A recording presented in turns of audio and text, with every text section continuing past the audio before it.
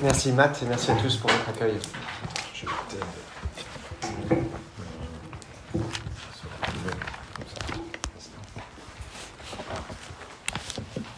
Vous tournez vers la deuxième lettre aux Corinthiens.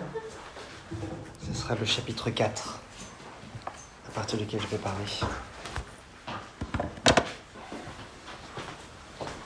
2 Corinthiens, chapitre 4,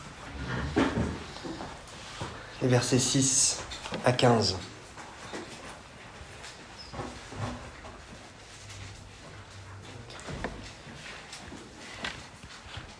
En effet, le Dieu qui a ordonné que la lumière brille du sein des ténèbres a aussi fait briller sa lumière dans notre cœur pour faire resplendir la connaissance de la gloire de Dieu dans la personne de Jésus-Christ. Nous portons ce trésor dans des vases de terre afin que cette puissance extraordinaire soit attribuée à Dieu et non à nous. Nous sommes pressés de toutes parts, mais non écrasés, inquiets mais non désespérés, persécutés mais non abandonnés, abattus mais non anéantis. Nous portons toujours avec nous, dans notre corps, l'agonie du Seigneur Jésus, afin que la vie de Jésus soit aussi manifestée dans notre corps. En effet, nous qui vivons, nous sommes sans cesse livrés à la mort à cause de Jésus, afin que la vie de Jésus soit elle aussi révélée dans notre corps mortel. Ainsi, la mort est à l'œuvre en nous et la vie en vous. Et comme nous avons le même esprit de foi que celui exprimé dans cette parole de l'Écriture, j'ai cru, c'est pourquoi j'ai parlé. Nous aussi, nous croyons et c'est pour cela que nous parlons. Nous savons en effet que celui qui a ressuscité, le Seigneur Jésus, nous ressuscitera aussi par Jésus et nous fera paraître avec vous dans sa présence. Oui, tout cela arrive à cause de vous, afin que la grâce, en se multipliant, fasse abonder à la reconnaissance d'un plus grand nombre, à la gloire de Dieu. Jusqu'ici, la parole de Dieu. Ce matin, j'aimerais commencer par évoquer l'embarras que suscite en nous la faiblesse. Et je parle d'embarras parce que le plus souvent, on ne sait pas trop quoi en faire, dans la mesure où la faiblesse elle est intérieure, invisible peut-être. Nous faudrait-il la dévoiler au plus grand nombre? Dans le secret de nos cœurs, on pèse le pour et le contre. On jauge si dans tel ou tel cas, partager une faiblesse peut nous aider à trouver une issue, peut-être la partager avec un professionnel ou une amie. Mais la position de défaut, je crois, dans notre ville, c'est que la faiblesse, il vaut mieux la garder pour soi. Personne ne partage une photo de soi prise un soir de grand chagrin avec les yeux rouges. Personne ne crie sur les toits qu'il a encore raté son permis de conduire. Aucune personne mariée ne confesse ne plus avoir de rapport sexuel avec son conjoint. Aucun grand-parent ne confesse que son enfant, désormais adulte, ne lui adresse plus la parole. Aucune personne âgée ne confesse ne plus être en mesure de se prendre en charge seule à la maison. Et du coup, il me semble que dans une ville comme celle-ci, on parle à peine, entre gens normaux, des sujets qui font mal. Ceux d'entre vous qui sont chrétiens ont sans doute pour eux des communautés de partage, les églises qu'ils fréquentent, celles-ci, pour leur plus grand bonheur. Et peut-être qu'à ce rythme, vous vous êtes mis à partager certaines choses aux uns, mais jamais aux autres. Peut-être que vous ne partageriez jamais vos moments de grande faiblesse en dehors du cercle de l'église. Et si c'est le cas, pourquoi ? Pourquoi tiendriez-vous un double langage avec les uns et avec les autres ? Peut-être que vous dites que parler de votre faiblesse au plus grand nombre, à tous, sans distinction, ça disqualifierait le témoignage chrétien.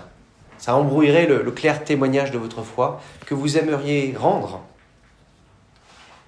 Peut-être que vous dites que parler de votre faiblesse largement, ça repousserait des interlocuteurs non chrétiens. Ça serait disgracieux, ça n'aurait pas un effet vertueux.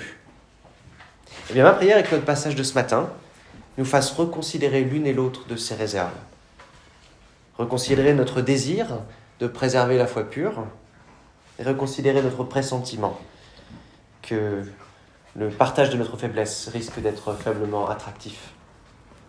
Et alors, je prie qu'on soit conduit à partager haut et fort tout ce que nous vivons, le jour comme la nuit, les hauteurs comme les misères, le rebond comme la mise à mort.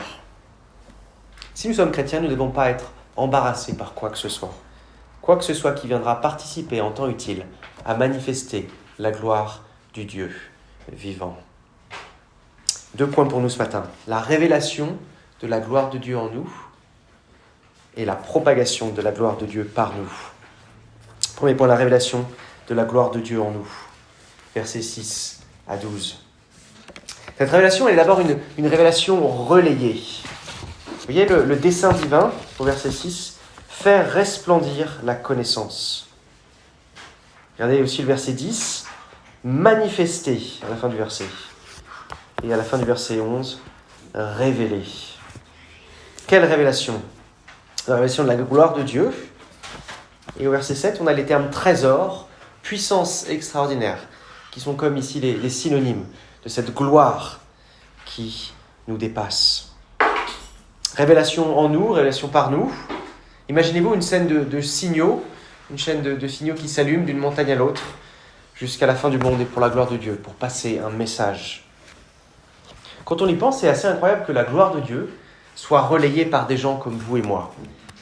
Des gens qui ont des corps de chair, des gens qui ont un passif.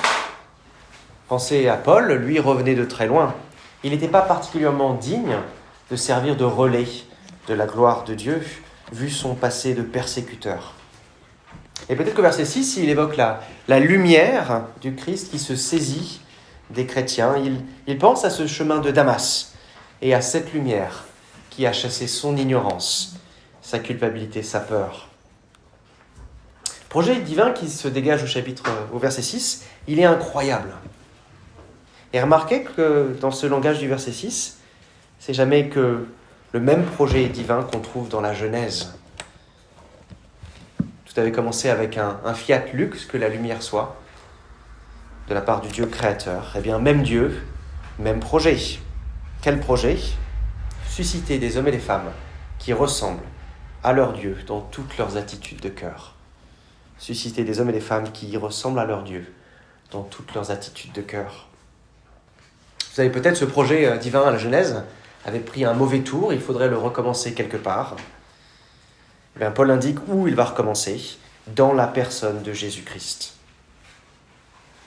Évidemment, à ce stade, c'est plus un projet de création, mais un projet de recréation à l'image de Dieu. Et la pure image de Dieu, c'est le Fils de Dieu. À nous tous, donc, de nous mettre à contempler le Fils, élevé en croix, élevé au-delà de la croix. Pensez un instant à la Lune. La Lune, c'est un astre mort, mais qui, quand il est gorgé de soleil, va se mettre à rayonner. Et bien, le Fils de Dieu, le soleil de la justice, brille sur les lunes que nous sommes. Nous voilà illuminés, rendus rayonnants, même au milieu de la nuit. C'est pas pour rien que le Christ, lumière du monde, avait dit d'avance à ses disciples qui étaient réunis au pied de la montagne, « C'est vous qui êtes la lumière du monde, vous ». Passage de relais. Mais peut-être que vous dites que, un peu comme les Corinthiens, tout ça c'est très lunaire, ça colle pas vraiment à la réalité, n'est-ce pas? La réalité, c'est pas le rayonnement, c'est plutôt la faiblesse, la détresse. C'est la nôtre quand on gratte un peu, et puis pour ce qui concerne Paul, elle est assez évidente dans cette lettre. Révélation relayée, mais révélation paradoxale du coup. Paul décrit au verset 7 les chrétiens comme des vases de terre. C'est l'équivalent des gobelets en plastique pour l'époque antique. Des objets accessoires qu'on jetait régulièrement et qu'on jetait d'autant plus qu'ils étaient fragiles, évidemment. Vous avez peut-être déjà joué à écraser un gobelet en plastique pour voir ce que ça fait. C'est un objet qui marque vite. Et une fois qu'on a un peu joué avec, les marques ne disparaissent plus. Eh bien, Paul dirait que c'est parfait comme ça. La révélation de la gloire, elle est paradoxale. Elle va croissante alors que l'apôtre descend et qu'il ressemble de plus en plus à ce qu'il décrit, un simple vase de terre. Quelle gloire est-ce là qui se manifeste de façon croissante par un vase de terre qui s'abîme? Le monde nous dirait que c'est une anti-gloire, que c'est une honte, circuler, il n'y a rien à voir. Mais Paul insiste que plus il ressemble à ce qu'il dit être, un vase de terre, plus la gloire de Dieu est révélée.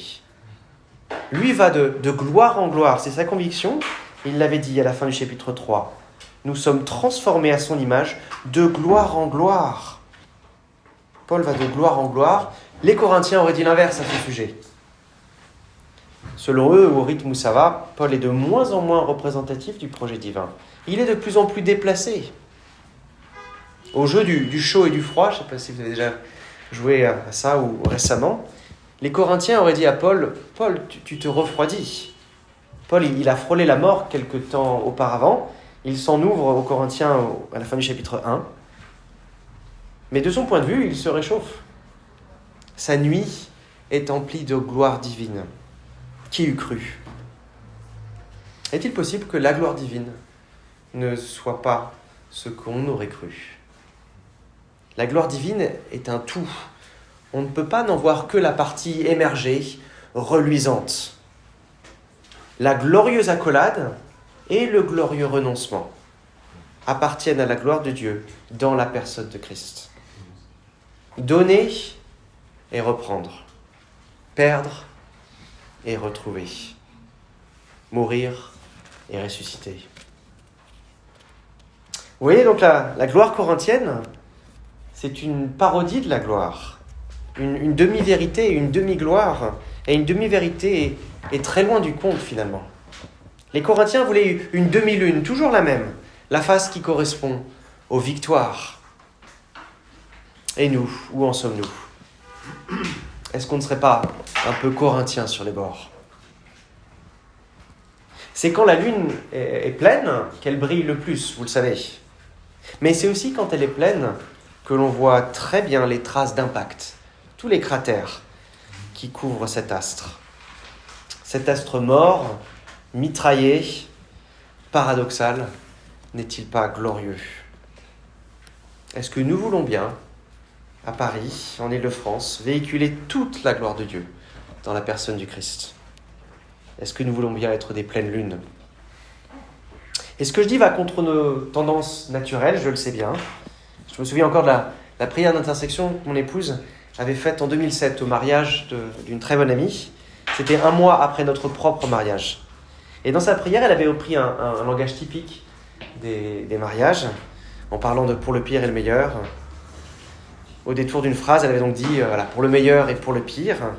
Mais elle s'était sentie obligée d'ajouter, juste après coup, « pour le meilleur et pour le pire, mais surtout pour le meilleur ». Je crois que c'est notre tendance, un déséquilibre, tendance à mettre une face en avant. Mais le Dieu de Jésus-Christ veut révéler toute sa gloire en nous. Il veut qu'on puisse voir les hauteurs comme les misères. Puis la révélation de la gloire de Dieu, elle est paradoxale encore plus que cela. Prenez une allumette. Quand est-ce qu'on reconnaît sa gloire ? Eh bien, c'est quand elle brûle. Et quand elle brûle, elle a presque disparu déjà. Ce qui est paradoxal, c'est que la révélation de la gloire divine, elle est mortelle ou presque pour le véhicule qui la porte. C'est une révélation qui, quand elle brille fort, n'est jamais loin de s'éteindre.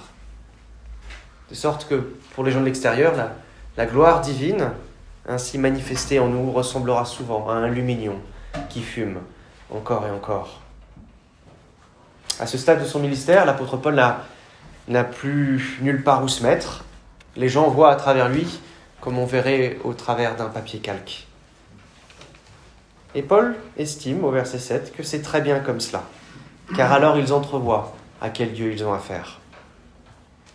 Pour le dire avec des mots qu'on attribue parfois à Groucho Marx, « Heureux les fêlés, car à travers eux la lumière passera. » Heureux les fêlés, car à travers eux la lumière passera. Dans les hauts et les bas, de gloire en gloire, il est clair que la vie de Paul ne tient qu'à un fil. Tout ce qu'il vit tient à Dieu, et de sorte que les gens peuvent voir Dieu à travers lui. Chers amis, je ne sais pas s'il est possible de véhiculer la gloire du Dieu de Jésus-Christ sans être soi-même poussé au renoncement, sans soi-même brûler et même disparaître s'il le faut. Ça peut nous étonner, mais c'est cette révélation de la gloire et pas une autre que Dieu jalouse précieusement. Il y a un verset dans le psaume 116 que Paul va citer au verset 13, un autre verset un peu plus loin, dans ce même psaume 116, qui dit ceci. « Elle a du prix aux yeux de Dieu, la mort de ses fidèles. » Elle a du prix aux yeux de Dieu, la mort de ses fidèles. Révélation relayée, révélation paradoxale, et enfin révélation sacrificielle. À leur manière, ces versets 8 à 12 parlent de sacrifice, de la gloire du sacrifice. Vous le voyez peut-être au verset 12, « La mort est à l'œuvre en nous, et la vie en vous. » Paul meurt, les Corinthiens y gagnent. Mais déjà dans la liste des versets 8 à 9, remarquez que tout ce que Paul endure, toutes ces afflictions, ne sont pas des coïncidences. Elles sont sacrificielles.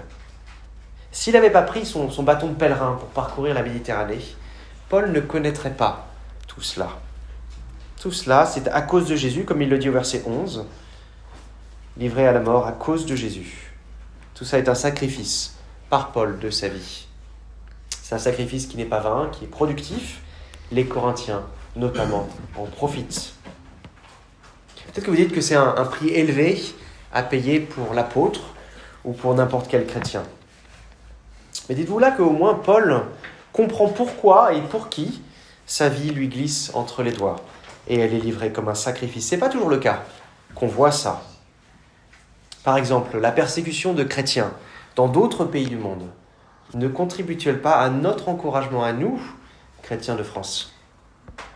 L'humiliation agit en eux à l'autre bout du monde et l'exemple de leur foi va agir en nous. Ces chrétiens persécutés ignorent tout de nous. Eux, ils payent le prix fort et ils ne voient pas le résultat en nous, notre encouragement. Révélation de la gloire, révélation sacrificielle.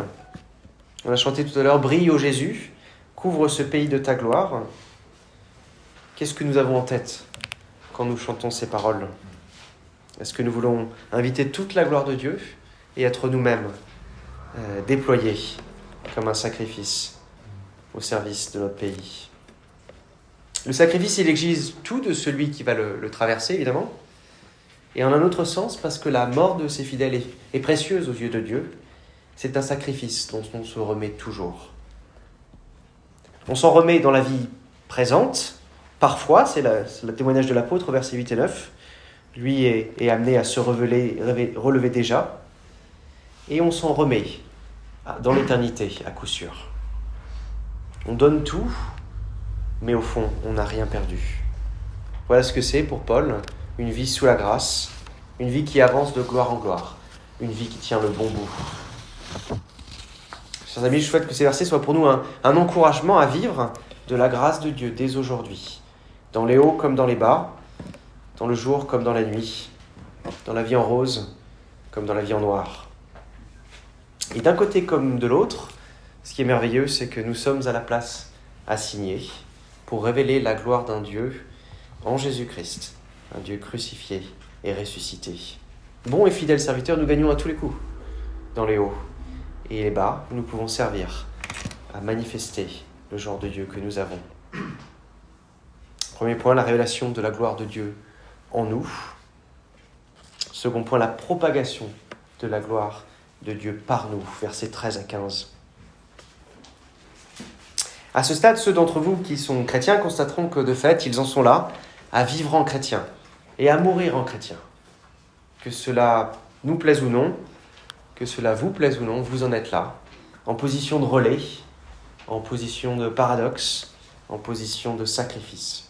La partition, elle est devant vous comme elle est devant moi. Mais est-ce que vous allez jouer le jeu ? Je vous demandais au début s'il fallait dévoiler notre faiblesse, ou plutôt la garder pour soi.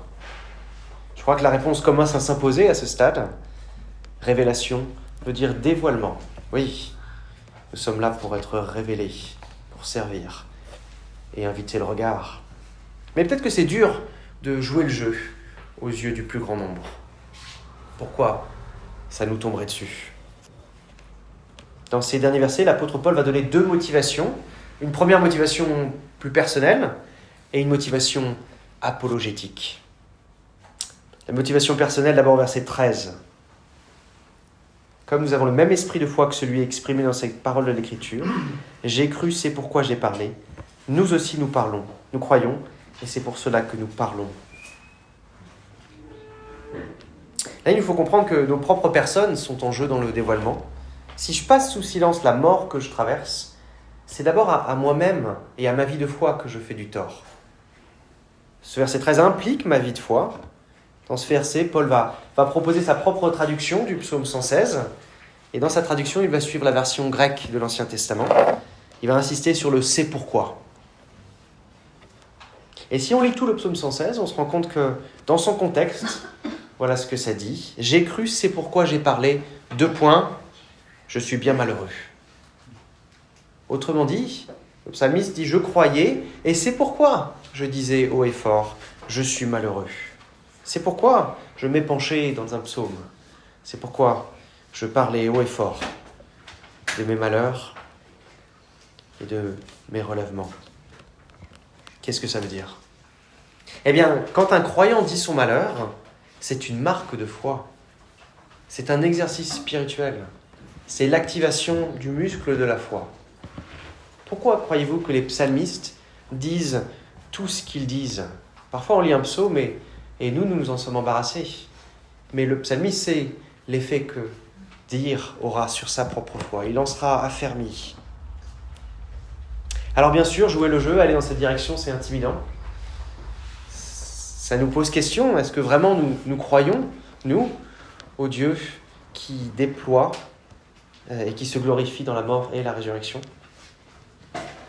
Effectivement, c'est un vrai témoignage de foi que de continuer à parler dans le malheur. Les gens malheureux qui pensent que rien ni personne ne peut y faire quelque chose ne disent pas tout haut « je suis malheureux ». Mais seulement ceux qui pensent qu'il y a un plus grand Dieu qui fait tout tenir ensemble, la mort comme la vie, les choses visibles comme les choses invisibles. Ce sont ces gens-là qui osent parler. Alors oui, la mise à mort n'est pas agréable à exprimer.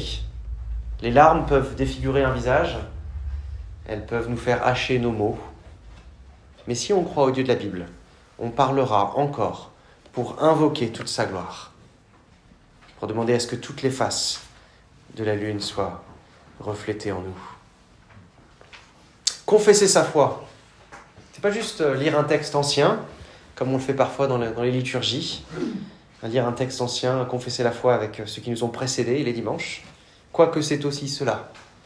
Confesser sa foi, c'est également confesser devant Dieu et devant les hommes nos malheurs quand ils nous arrivent. Et combien ça anime ma foi quand j'ose dire tout haut mon affliction. C'est un témoignage de foi qui me fait d'abord du bien à moi. Par mes mots, il m'amène à constater que je me rapproche effectivement du Christ dans sa gloire. Et c'est de cet exercice dont j'ai besoin. Première motivation. Il y a une deuxième motivation dans le passage, au verset 15, parce qu'un tel témoignage de foi ne laissera évidemment personne indifférent. Et si vous avez lu les psaumes, vous en avez été touché vous-même. Verset 15, on voit que cette grâce, cette vie de grâce que vit Paul, elle va mener à une grâce multipliée, d'autres vies de grâce.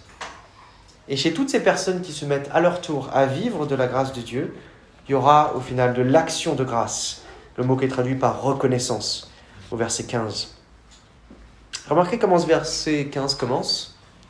Oui, c'est une affirmation, c'est une promesse. Nous aurions peut-être pensé que partager notre faiblesse va repousser des gens qui ne connaissent pas le Christ. Mais se peut-il au contraire que dans le dévoilement de notre faiblesse, la grâce se multiplie autour de nous ? Je ne sais pas quelles afflictions sont les vôtres, peut-être la solitude, un célibat forcé, une séparation, une précarité professionnelle, une maladie chronique, un cancer. Et en plus de ces afflictions, je ne sais pas quelles afflictions spécifiquement chrétiennes vous portez. Les critiques, les mises à l'écart, les moqueries, les maltraitances que vous endurez peut-être au bureau ou dans votre famille parce que vous êtes chrétien. Ou encore les limites que vous vous imposez dans la vie parce que vous êtes chrétien et qui ne vous rendent pas forcément la vie facile. Mais j'aimerais vous persuader de laisser venir votre détresse, vos atermoiements dans vos conversations avec toutes sortes de gens, afin que la grâce qui vous fait traverser ces difficultés ressorte clairement. Il y a un potentiel incroyable. Dites-vous bien que dans l'industrie automobile, avec des vidéos de crash test, je ne sais pas si vous en avez déjà vu, on fait des vidéos promotionnelles. Ces choses qu'on montre pour acheter une Volvo, on montre la vidéo d'un crash test. La foi chrétienne, elle a le réalisme pour elle. Dans le monde des religions, c'est assez unique, c'est assez fort. Un privilège que le nôtre de pouvoir lever le couvercle, lever le capot et montrer comment nous fonctionnons. Et je crois que vous le savez comme moi, les meilleures conversations spirituelles que vous avez peut-être eues avec des voisins, des cousins, des amis, est-ce que ça n'a pas été quand vous avez été le plus transparent sur les tragédies que vous traversiez alors ? Dans les moments de tragédie, évidemment, on perd tout le contrôle, on n'a plus d'autre choix que de tout dévoiler d'un coup, on n'est plus à jauger si oui ou non on va partager, ça sort. Et si ça devenait une habitude que de donner à voir au plus grand nombre toutes nos vies, en toute sincérité. La sincérité, c'est le projet de l'apôtre dans cette lettre. Tout montrer. Il le fait dès le chapitre 1. Et il estime que Dieu en sera glorifié. Alors oui, un témoignage de cette sorte, c'est un témoignage qui sera offert quand nous sommes submergés, quand nous sommes débordés, quand les pleurs nous défigurent, quand nous sommes mal préparés. Mais quel autre témoignage chrétien voudrions-nous rendre que celui-ci ? Le malheur nous conduit à exprimer notre confiance, et c'est merveilleux. On parle parfois d'apologétique.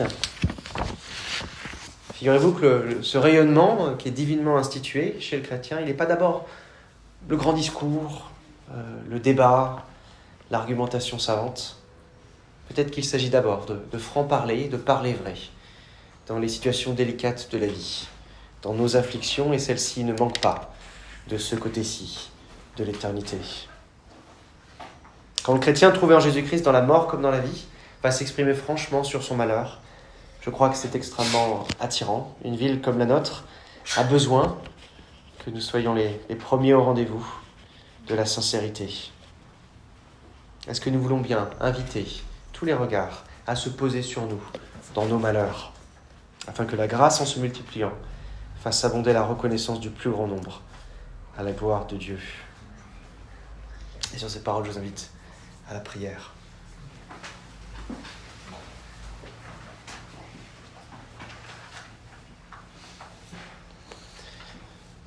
Dieu fidèle, Dieu de toute sincérité, Seigneur de la vie, nous nous tenons devant toi dans la faiblesse qui est la nôtre.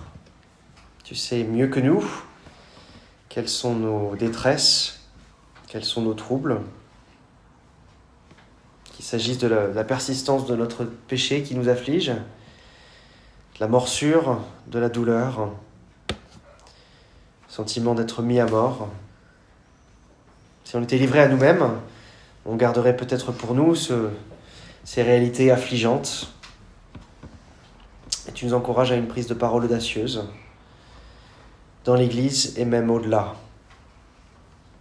Rappelle-nous que tu es un Dieu à l'œuvre, de jour comme de nuit. C'est un Dieu qui sait être glorifié par la croix comme par le tombeau vide. Fais-nous dire ce qui nous pèse vraiment sur le cœur. Fais-nous dire nos joies comme nos peines à tous ceux qui nous entourent. Fais de nous des personnes, des évangélistes qui auront la même franchise que l'apôtre, qui s'exprimeront sans regret ni contrainte. Prions toutes ces choses afin que cette puissance extraordinaire, cette gloire entêtante, cette gloire paradoxale, mais endurante, puisse être manifestée autour de nous, dans nos cercles, à Paris, en Île-de-France.